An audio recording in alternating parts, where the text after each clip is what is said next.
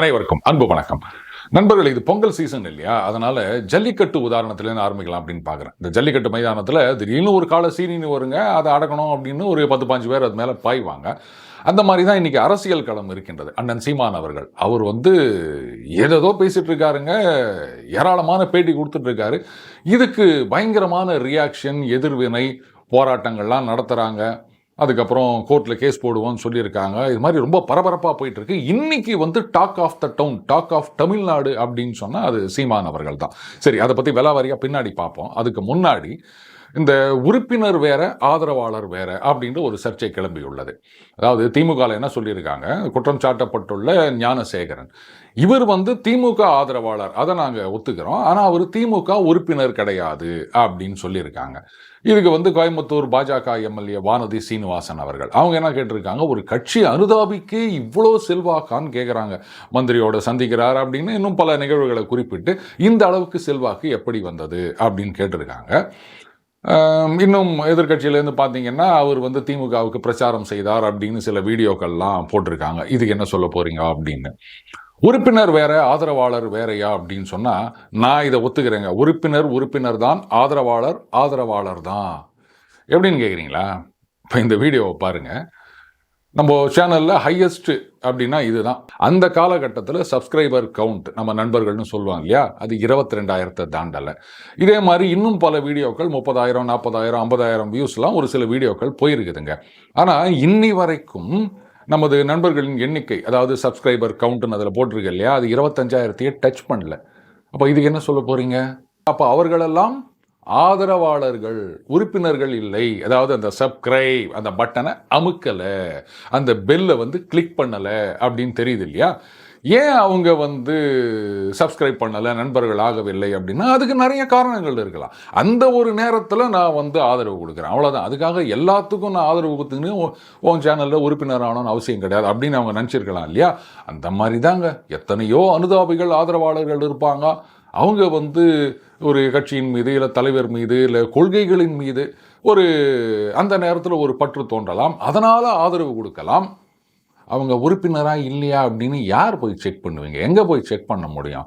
அதனால் ஒரு கட்சி சொல்கிறது தான், அவர் ஆதரவாளர்னா ஆதரவாளர், உறுப்பினர்னா உறுப்பினர், அத்தோடு முடிஞ்சு போச்சு. இதெல்லாம் யாரும் டீட்டெயிலாக அனலிஸ்ட்லாம் பண்ண முடியாது.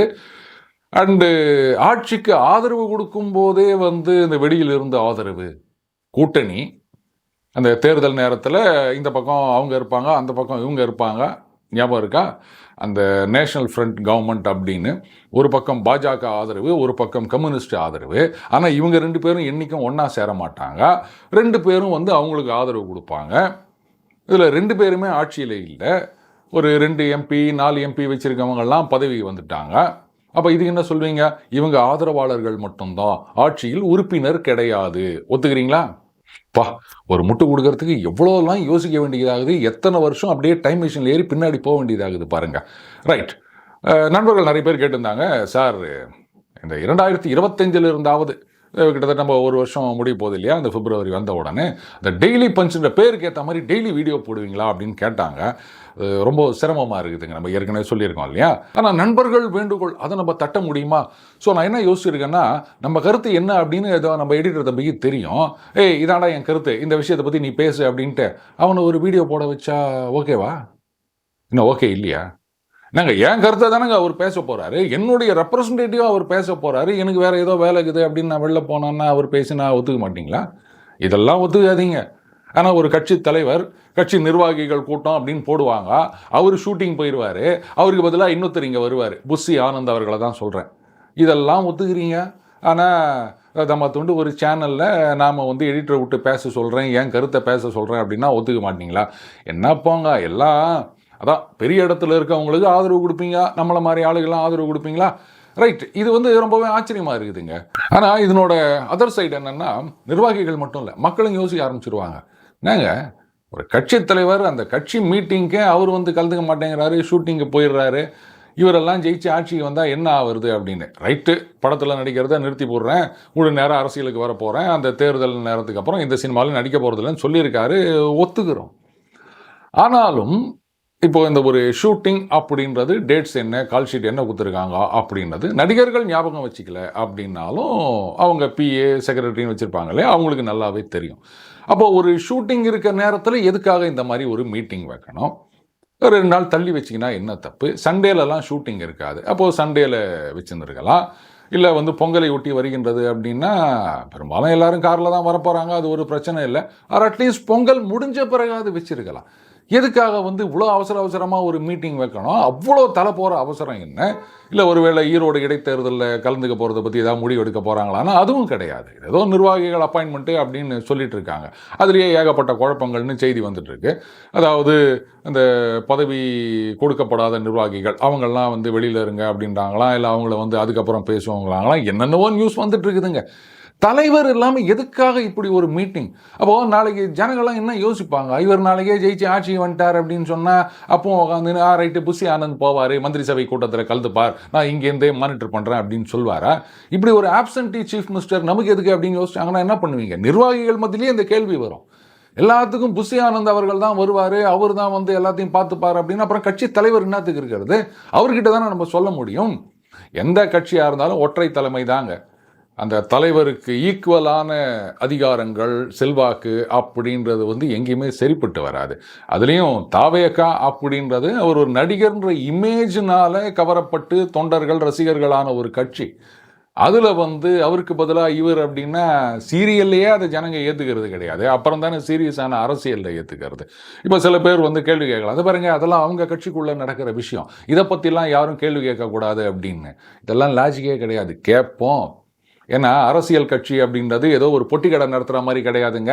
இந்த 8.5 கோடி தமிழ்நாட்டு மக்களோட தலையெழுத்தை நிர்ணயிக்க போகின்ற பதவி, அதுக்கு வரணும்னு ஆசைப்படுறீங்க. அப்போது நீங்கள் எப்படிப்பட்டவர், என்ன பேசுகிறீங்க, என்ன செய்கிறீங்க, எப்படி நடந்துக்கிறீங்க, எல்லாத்தையும் இந்த 5 வருஷத்துக்கு ஒருக்கா ஓட்டு போடுறான் பாருங்க, அந்த காமன் மேன் நிச்சயமாக கேள்வி கேட்பான். கேட்பதற்கு எல்லா உரிமையும் இருக்கின்றது. அது உங்களுக்கு ஓட்டு போட்டாலும் போடாட்டாலும் அவன் கேட்பான். ஏன்னா நீங்கள் அரசியல் ஆட்சிக்கு வரணும் தானே இதெல்லாம் பண்ணின்னுக்கிறீங்க. அப்போ ஆட்சிக்கு வருபவர் அப்படின்னும் போது யார் கேள்வி கேட்டாலும் அதுக்கு பதில் சொல்லணும். நாளைக்கே ஜெயிச்சு ஆட்சிக்கு வந்தாச்சு, ஒருத்தர் கேள்வி கேட்குறாரு அப்படின்னா நீங்கள் எங்களுக்கு ஓட்டு போட்டிங்களா, அப்போ தான் கேள்வி கேட்கலாம் அப்படின்னு தான் சொல்கிறோம். பெரும்பாலும் கட்சிகள் பார்த்தீங்கன்னா ஒரு 35%, 40% ஓட்டு வாங்கி தான் கூட்டணியோடையோ தனியாகவோ ஆட்சிக்கு வராங்க. அப்போது 60% அந்த ஒரு ஆட்சிக்கு எதிரான ஓட்டுகளாக தான் இருக்கின்றது. ஆனால் அவங்களும் கேள்வி கேட்குறாங்க, பதில் சொல்கிறோம்ல, இதுதான் ஜனநாயகம். அதனால் இது எங்கள் கட்சிக்குள்ளே நடக்கிறது அப்படின்லாம் யாரும் முட்டு கொடுக்க வேணாம். அப்படியே சும்மா ஒரு பொழுதுபோக்காக ஏதோ பண்ணின்னுக்கிற மாதிரி இருக்குது. கொஞ்சம் கூட ஒரு சீரியஸ்னஸ்ஸே காணும் இதில் வேற நாங்கள் ஆட்சிக்கு எல்லாத்தையும் மாற்றுவோம் அப்படின்னு சொல்லி நிற்கிறாங்க. இப்போ இன்னொரு பெரிய சிக்கல்லாம் மாட்டின்னுக்கிறாங்க. ரைட், இப்போ நம்ம அண்ணன் சீமான் அவர்களுக்கு வருவோம். கிட்டத்தட்ட 60 கம்ப்ளைண்ட் அவருக்கு எதிராக பதியப்பட்டுள்ளன அப்படின்னு சொல்கிறாங்க. இதில் சில பேர் பார்த்தீங்கன்னா டைம்லாம் கொடுத்துக்கிறாங்க, 24 மணி நேரம், 48 மணி நேரம். அதுக்குள்ளே நீங்கள் அந்த ஆதாரத்தை, சரியான ஆதாரத்தை சமர்ப்பிக்கவில்லை அப்படி என்றால் வழக்கு தொடர்வோம் அப்படின்லாம் சொல்லியிருக்காங்க. அவருக்கு எதிரான போராட்டங்கள் தமிழகம், புதுச்சேரி இங்கே பல பகுதிகளில் நடந்துட்டு வருதுங்க. இதில் நாத்தாக்கா தொண்டர் ஒருவருடைய காரை அடித்து உடைச்சிட்டாங்க அப்படின்னு வேற நேற்று ஒரு செய்தி வந்திருந்தது. அது யார் உடைச்சாங்க அப்படின்றதெல்லாம் நமக்கு தெரியாதுங்க. இப்போது ஒரு பெரிய என்ன சொல்கிறது, குழப்பமான சூழல் உருவாகி கொண்டிருக்கின்றது. ஏராளமான செய்திகள் வந்து கொண்டிருக்கின்றன. இது விடுதலையில் வந்த செய்தி, இது அன்னைக்கு குடியரசில் வந்த செய்தி, இது இந்த கூட்டத்தில் பேசின செய்தி அப்படின்னு நிறைய பேர் நிறைய ஷேர் பண்ணிட்டு இருக்காங்க. இப்போ பெரியார் அவர்களை ஆதரிப்பவர்கள், அவரை தலைவராக ஏற்றுக்கொண்டவர்கள், அவங்களில் ஒரு சில பேர் பெருசாக ட்வீட் எல்லாம் போட்டிருக்காங்க. அவங்க என்ன சொல்கிறாங்கன்னா, யாராக இருந்தாலும் முதல்ல ஒரு நிலைப்பாடு அப்படின்னு எடுத்துட்டு அதுக்கு பிறகு வேறு சில காரணங்களால் இல்லை வேறு சில புரிதல்களால் இல்லை சிச்சுவேஷன்ஸ் சேஞ்ச் ஆகிற ஒரு சினரியோ, இந்த மாதிரி நேரத்தில் நிலைப்பாட்டை மாற்றிக்கொள்வது அப்படின்றது காலங்காலமாக நடக்கிற விஷயந்தான் அப்படின்னு சொல்லிட்டு இதில் நிறைய பேரை வேற மேற்கோள் காமிக்கிறாங்க. இவங்கள்லாம் முதல்ல எப்படி இருந்தாங்க, அதுக்கப்புறம் எப்படி மாறினாங்க, அந்த மாதிரி நிலைப்பாட்டை மாற்றிக்கொள்வதெல்லாம் தவறு கிடையாது. அதாவது அந்த திருக்குறளை பற்றி பெரியார் அவர்கள் சொன்னார்னு சொல்லிட்டு இருக்காங்க இல்லையா, அதே பெரியார் தான் திருக்குறள் மாநாடு நடத்தினார் அப்படின்னு சொல்கிறாங்க. இதுக்கு அவங்க கொடுக்குற ஒரு எக்ஸ்பிளனேஷன், விளக்கம்னு வச்சுக்கலாமே. அதே சமயத்தில் இந்த திருக்குறளை பெரிய அளவில் கொண்டு போனது இதெல்லாம் தமிழறிஞர்கள், மறைமலை அடிகள் தொடங்கி தமிழறிஞர்கள் இவங்க தான் வந்து இந்த திருவள்ளுவர் ஆண்டு அப்படின்றத கொண்டு வந்தது. அதுக்கப்புறம் திருக்குறளை எல்லாரும் படிக்க வேண்டும், உலகமெல்லாம் கொண்டு செல்ல வேண்டும் அப்படின்னு பண்ணதெல்லாம் வந்து இந்த மறைமலை அடிகள் உள்ளிட்ட தமிழறிஞர்கள் தான். இந்த எழுத்து சீர்திருத்தம் அப்படின்னு சொல்றதே பட்டுக்கோட்டை தமிழரான குத்தூசி குருசாமி அவர்கள் தான் அப்படின்ற தகவலையும் நிறைய பேர் இப்போ பொதுவெளியில் ஷேர் பண்ணிட்டு இருக்காங்க. இதெல்லாம் எப்போவோ பல காலகட்டங்களில் பேசின வீடியோக்கள், பல விவாதங்களில், பல நிகழ்ச்சிகளில் அதையெல்லாம் இப்போ எடுத்து ஷேர் பண்ணிட்டு இருக்காங்க. அண்டு சீமான் அவர்கள் வந்து அவர் என்றைக்குமே கன்சிஸ்டண்ட்டாக பேசினது கிடையாதுங்க. நாம் திருப்பி திருப்பி சொல்லிட்டு வரோம். திடீர்னு பார்த்தீங்கன்னா வந்து நான் முருகர் கையில் வேல் இருக்குது, இதெல்லாம் ஒரு சாமி வச்சுக்கலாமா அப்படின்னு கேட்பாரு. இன்னொரு இடத்துல போனார்னா முருகன் என் முப்பாட்டன்னு சொல்லுவார். எப்படிங்க முன்னுக்கு பின் முரணா பேசுகிறீங்க அப்படின்னு யாருமே அவர்கிட்ட கேட்டது கிடையாது இது வரைக்கும். இப்போ இந்த இன்சிடெண்ட்டில் என்ன பண்ணுறாங்க, அவர்கிட்ட போயிட்டு நீங்கள் வந்து பெரியார் என் தலைவர் அப்படின்னு அன்றைக்கி பேசியிருக்கீங்களே, 2011 பேசுனீங்க, 2013 பேசுனீங்க அப்படின்னு அதெல்லாம் கோட் பண்ணுறாங்க. இன்றைக்கி இந்த மாதிரி சொல்கிறீங்களே அப்படின்னு கேட்குறாங்க. அதுக்கு அவர் பதில் சொல்கிறார், ஆமாம் அன்றைக்கி நான் குருடனாக இருந்தேன், அந்த கூட்டத்தில் இருந்தேன், இன்றைக்கி நான் வந்து மாறிட்டேன், இனிமே வந்து இதை எதிர்ப்பது தான் என்னுடைய ஒரே நோக்கம் அப்படின்லாம் சொல்லி நிற்கிறார். ஆனால் யாருமே இன்னி வரைக்கும் அவர்கிட்ட முருகனை வந்து கையில் வேல் இருக்குது அப்படின்னு விமர்சனம் பண்ண நீங்கள் முருகன் முப்பாட்டன்னு சொல்கிறீங்களே, இது எப்படி ஏற்றுக்க முடியும் அப்படின்னு யாருமே ஒரு தடவை கூட கேட்கல. ஸோ அவங்களுக்கு பிரச்சனை இல்லை சிக்கல் கேள்வி எழுப்பப்படும் போது மட்டும்தான் இந்த மாதிரியான கேள்விகளை முன்வைக்கிறார்களே தவிர மற்ற நேரத்தில் அவர் எப்படி ஒன்றா பேசிட்டு போட்டோம் அப்படின்னு இருந்தவங்க அதனுடைய விளைவு தான் இன்னைக்கு இந்த மாதிரி ஆயினுக்குது. அன்னைக்கே பத்திரிகையாளர்னு சொல்கிறவங்க, ஊடகவியலாளர்கள்னு சொல்லிக்கிறவங்க இவங்கெல்லாம் அவர் கேள்வி கேட்டிருந்தாங்கன்னா, என்னங்க இப்படியெல்லாம் மாற்றி மாற்றி பேசிட்டுருக்கிறீங்க, எப்படிங்க அதெல்லாம் சரிப்பட்டு வரும் அப்படின்னு அன்னைக்கே கேட்டிருந்தாங்கன்னா இன்னைக்கு இந்த அளவுக்கு வந்திருக்காது. அப்போ அவங்களுடைய அஜெண்டாக்கு கன்வீனியண்ட்டாக இருந்தது அப்படின்னு நினச்சாங்களோ, அந்த கேள்வியெல்லாம் கேட்கலையோ, இன்னைக்கு வந்து இன்கன்வீனியண்ட்டாக இருக்குது அப்படின்றதுனால இந்த கேள்விகள்லாம் முன்வைக்கிறாங்களா? கரெக்டு. அப்போது இதுக்கு வந்து யாரையும் குறை சொல்ல முடியாது. இவ்வளோ நாள் கேள்வி கேட்காம இருந்ததுக்கும் இப்போ அதை கேள்வி கேட்டு பிரயோஜனம் இல்லாமல் போகிறதுக்கும் அவங்க தான் பொறுப்பே தவிர சீமான் அவர்களை குறை சொல்ல முடியாது. ஏன்னா அவர் என்ன சொல்லிக்கிறாரு, நானே சொன்னாலும் நான் சொன்ன காரணத்துக்காக ஏற்றுக்காத, பகுத்தறிவு அதை யூஸ் பண்ணு அப்படின்னு சொல்லிக்கிறாரு. அப்போது அந்த மாதிரி கேள்வி கேட்குறதுல தப்பு இல்லை. இவர் சொன்னாரா இல்லையா, இதுக்கு தான் இப்போ வந்து ஆராய்ச்சி வேணும். அவர் ஆதாரம் கொடுங்கன்னு கேளுங்க. அதுக்கு அவர் என்ன சொல்கிறாரு, எல்லாத்தையும் நீங்கள் தான் வச்சுக்கிறீங்க. இன்னொரு கேள்வியும் கேட்குறாரு, இந்த மாதிரி பெரியாருடைய எழுத்துக்களை ஏன் இன்னும் நாட்டுடைமை ஆக்கவில்லைன்னு. எல்லாருடைய எழுத்துக்களையும் வந்து நாட்டுடைமை ஆக்கியிருக்காங்க, ஏன் இதை மட்டும் செய்யலை அப்படின்றது ஒரு பெரிய கேள்விக்குறியாக இருக்கின்றது. இதுக்கு என்ன பதில் சொல்லுவாங்க அப்படின்றதும் தெரியல. பெரியார் அவர்களை கேள்வியே கேட்கக்கூடாது அப்படின்னு நினச்சிருந்தா திமுக அப்படின்ற கட்சியே உருவாகி இருக்க முடியாது. பெரியார் அது ஒரு செயல், அதில் வந்து எதிர்ப்பு எழுந்து அதற்கு பிறகுதான் திமுக அப்படின்ற கட்சி உருவாகின்றது. அப்போது பெரியாரை கேள்வியை கேட்கக்கூடாது அப்படின்னு சொன்னால் அவர் செய்ததை எல்லாம் ஏற்றுக்கொண்டு திராவிடர் கழகத்திலேயே தொடர்ந்து இருக்க வேண்டும். ஏன் திமுகன்னு ஒரு கட்சி உருவாச்சு? அப்போ அன்னைக்கு நீங்கள் கேட்கலாம், இல்லை உங்கள் கட்சியை ஆரம்பித்த முன்னோடிகள் அவங்க கேள்வி கேட்கலாம், பெரியாருக்கு எதிர்ப்பு தெரிவிக்கலாம். இன்னைக்கு ஒருத்தர் எதிர்ப்பு தெரிவிக்கிறார் அப்படின்னா நீங்கள் உடனே கோஷம் போடுவீங்களா? என்னங்க நியாயம் இது? இப்போ அந்த காலகட்டத்தில் பெரியார் அவர்கள் திமுகவை பற்றி பேசியதோ இல்லை திமுகவினர் பெரியார் அவர்களை பற்றி பேசியது, இதெல்லாம் வரலாறு, யாரும் வந்து மறைக்க முடியாது. மேபி அந்த காலத்து பத்திரிகைகள் எல்லாருக்கும் ஆக்சஸ் இல்லை அப்படின்னா கூட திமுகவில் இருக்கிற பேச்சாளர்கள், இன்னும் பல பொதுவெளிகள் இயங்குகின்றவர்கள், அந்த காலகட்டத்தில் இருந்தவர்கள் அப்படின்னு பலருடைய பேச்சுக்கள், எழுத்துக்கள், புத்தகங்கள் இதெல்லாம் இன்றைக்கும் வந்து பப்ளிக் ஸ்பேஸில் இருக்குது. அதையெல்லாம் பார்க்கும்போது எந்த அளவுக்கு அந்த ஒரு எதிர்ப்பு இருந்தது, என்ன மாதிரி வார்த்தைகளை பரிமாறிக்கொண்டார்கள் அப்படின்றதுனா நல்லாவே தெரியுது. அப்போது அன்னைக்கு அவ்வளோலாம் பேசிட்டு இன்னைக்கு வந்து யாருமே அவரை கேள்வி கேட்கக்கூடாது அப்படின்னு சொல்கிறதுக்கு என்ன ரைட் இருக்குது சொல்லுங்கள்? சரி, இப்போ ஏகப்பட்ட கம்ப்ளைண்ட் ஃபைல் பண்ணியிருக்காங்க. சட்டம் தன் கடமையை செய்யும். அவர்கிட்ட ஆதாரம் இருந்ததுன்னா கொடுக்க போகிறார், இல்லாட்டா வந்து கேஸு கோர்ட்டுக்கு போச்சு அப்படின்னு சொன்னால் கோர்ட்டில் என்ன முடிவு எடுக்கிறாங்களோ அதுக்கு வந்து எல்லாரும் கட்டுப்பட வேண்டும். ஆனால் ஒரு சிலர் வந்து சீமான் இதை விளம்பரத்துக்காக செய்கின்றார். அந்த புத்தக கண்காட்சியில் பேசினது கூட ஆமாம் அதுக்காகத்தான் பேசினேன், சர்ச்சைக்காகத்தான் பேசினேன் அப்படின்ற மாதிரி சொல்லியிருந்தார். விளம்பரத்துக்காக செய்கின்றார் அப்படின்னு நிறைய பேர் குற்றம் சாட்டும் பொழுது, சரி அப்போ அதை கண்டுக்காமல் விட்டுருந்தாலே ரெண்டு கையும் சேர்ந்து தட்டினா தானேங்க ஓசை. ரைட்டு, அவர் எப்பவும் இது மாதிரி தான் ஏதோ ஒன்று பேசிட்டு இருப்பாரு. அன்னைக்கு ஒன்று பேசுவார், இன்னைக்கு ஒன்று பேசுவார், ஆமகரி தின்னான்வார், இதை பண்ணான்வார். இதெல்லாம் வந்து யாராவது சீரியஸாக எடுத்துக்கணுமா அப்படின்னு சொல்லிட்டு இந்த பக்கம் ரியாக்ஷன் இல்லாமல் இருந்திருந்தாலே இது அத்தோட மறந்து போயிருப்பாங்க. ஆனால் இன்னைக்கு எல்லா ஊடகங்களும் கிட்டத்தட்ட இதை வந்து ஒரு பெரிய விஷயமா விவாதிக்கும் போது, அப்போ அவர் விளம்பரத்துக்காக செய்கிறார் அப்படின்னா அதை உண்மையினே வச்சுக்கினா கூட அந்த விளம்பரம் அவருக்கு கிடைச்சிடுச்சு இல்லையா? அப்போ மற்றவங்களை வச்சு அவர் விளம்பரம் தேடிக்கொள்கிறார்னா அப்போ மற்றவங்களை தானே நம்ம குறை சொல்லணும். இதை அப்படியே இக்னோர் பண்ணிட்டு போயிருந்திருக்கலாம். இவ்வளவு பெரிய ஒரு எதிர்ப்பு போராட்டம் அப்படின்றது வந்து அப்போ அவர் விரித்த வலையில இவங்க சிக்கினாங்க அப்படின்னு சொல்றதா? ஆனா இந்த நேரத்தில் திடீர்னு எதுக்காக வந்து அவர் பெரியார் எதிர்ப்பு, திராவிட எதிர்ப்பு அப்படின்றத இந்த அளவுக்கு மும்முரமாக எடுக்கணும் அப்படின்னா இதுக்கு பின்னாடி வேற காரணங்கள் இருக்குது. விளம்பரம்னு மட்டும் சொல்ல முடியாது. அவருடைய அந்த ரெலவன்ஸை தக்க வைத்துக் கொள்வதற்கான ஒரு முயற்சியாக இருக்குமோன்னு நான் பார்க்குறேன்.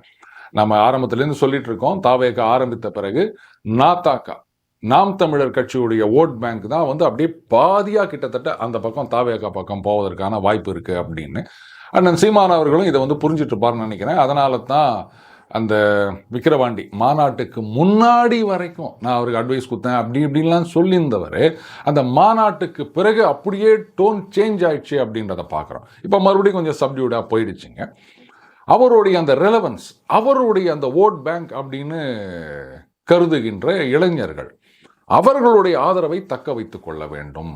அது வந்து வேற பக்கம் போயிடக்கூடாது அப்படின்றதுக்காக இந்த அளவுக்கு வெகுமெண்ட்டாக அவர் கையில் எடுத்திருக்காரோன்னு எனக்கு ஒரு டவுட் இருக்குதுங்க.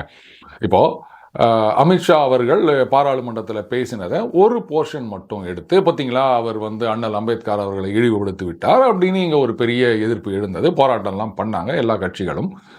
அந்த நேரத்தில் தாவேகாவிலிருந்து ரியாக்ஷன் வந்தது, அதையும் நம்ம பார்த்தோம்.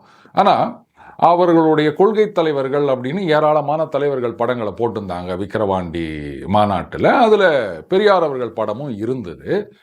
ஆனால் இன்னைக்கு ஆளுங்கட்சி கூட்டணியில் இருக்க எல்லா கட்சிகள், அதுக்கப்புறம் பெரியாரிய இயக்கங்கள், ஆதரவாளர்கள் அப்படின்னு எல்லாருமே வந்து சீமானவர்களை எதிர்த்து குரல் கொடுத்து கொண்டிருக்கின்ற நேரத்தில் தாவேகாவுடைய ஸ்டேட்மெண்ட் எங்க? என்னங்க, ஏதோ ரஜினிகாந்த் அவர்கள் தான் வந்து ஒரு இஷ்யூ நடந்தது அப்படின்னா 2 மாதம் 3 மாதம் கழிச்சு ஒரு ட்வீட் போடுவார் அப்படின்னு பார்த்தா அவராது வந்து கட்சி ஆரம்பிக்கலை கடைசி வரைக்கும். இவங்க தான் ஆரம்பிச்சிட்டாங்கல்ல. இப்பவும் இது மாதிரி தான் டிலே பண்ணுவாங்களா? இல்லை என்ன மாதிரியான ஸ்டாண்ட் எடுக்கிறது அப்படின்னு தெரியாமல் குழம்பி போயிருக்காங்களா? உங்களுடைய கொள்கை தலைவர்களில் ஒருவர் பெரியார், அதை ஒத்துக்கிறாங்களா இல்லையா? அப்படி இருக்குச்சு ஒன்றுமே ரியாக்ஷன் இல்லாமல் இருக்குது. ஏன் ரியாக்ஷன் பண்ணால் அதுக்கப்புறம் நாத்தாக்காலேருந்து வருகின்ற அந்த ஓட்டு வங்கி இந்த பக்கம் வராது அப்படின்னு நினச்சிட்டாங்களா? என்ன காரணம்ன்றது யாருக்குமே புரியல.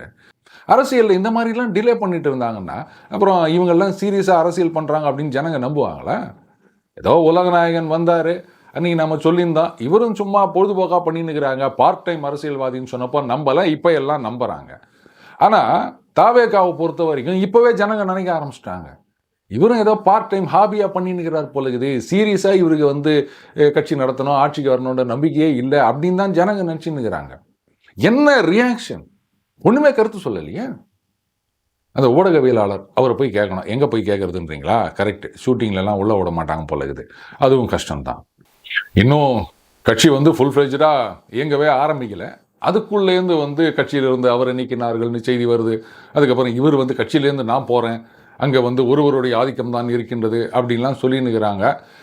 ஏதோ நம்ம உலகநாயகன் கட்சியிலேயாவது இன்டர்ன்ஷிப் மாதிரி இங்கே வருவாங்க, 1 வருஷம் 2 வருஷம் இருப்பாங்க, அப்போ வந்து திமுகவை கடுமையாக தாக்கி பேசுவார்கள். அதுக்கப்புறம் இங்கே இன்டர்ன்ஷிப் முடிஞ்சு ஒரு மாதிரி குவாலிஃபைடு அப்படின்னோடனே திமுகலேயே போய் சேர்ந்து பதவியும் வாங்கிக்கிறதெல்லாம் நம்ம பார்த்தோம். அங்கேயாவது 1 வருஷம் 2 வருஷம் அப்படின்னு இருந்தாங்க. இங்கே அது கூட இல்லை போல இருக்கு. கட்சி ஆரம்பிச்சே 1 வருஷம் ஆகல, அதுக்குள்ளே வந்து இன்ன நீக்கினார்கள்னு செய்தி வருது. திடீர்னு யாரோ ஒருத்தர் வந்து இல்லை இது வந்து சரிப்பட்டு வராது, 2% கூட ஓட்டு வாங்க மாட்டார் அப்படின்னு சொன்னதா ஒரு ஆடியோ. அது எந்த அளவுக்கு உண்மை என்ன ஏதெல்லாம் ஒன்றும் தெரியல. ஆனால் தாவேகாவுடைய ரியாக்ஷன் பார்க்கும்போது அது உண்மைன்னு அவங்க ஒத்துக்கிற மாதிரி தான் தெரியுது. இவ்வளோ குழப்பங்களை வச்சுன்னு இவங்கெல்லாம் வந்து 2026 நேராக சட்டமன்ற தேர்தல் சிஎம் தான் அப்படின்னு சொன்னால் ஜனங்க வந்து இதை ஏதோ காமெடி மாதிரி தான் நினைப்பாங்களே தவிர யாரும் சீரியஸாக எடுத்துக்க போகிறதில்ல. சரி ரைட்டு, கட்சி தலைவர்களே சீரியஸாக எடுத்துக்கும் போது நாம் எதுக்கு சீரியஸாக எடுத்துக்கணும்? அது கரெக்டு தான். இனியோ வருகின்ற நாட்களில் பொறுத்து பார்க்கணும். சீமான் அவர்களுக்கு எதிரான வழக்குகள் பதிவு செய்யப்படுகின்றனவா, அதில் கைது செய்யப்பட போகின்றாரா? அப்படி அரெஸ்ட் பண்ணாங்க அப்படின்னு சொன்னால் இன்னும் அவருக்கான ஆதரவு கூடும் அப்படின்றதுல எந்த விதமான சந்தேகமும் கிடையாது.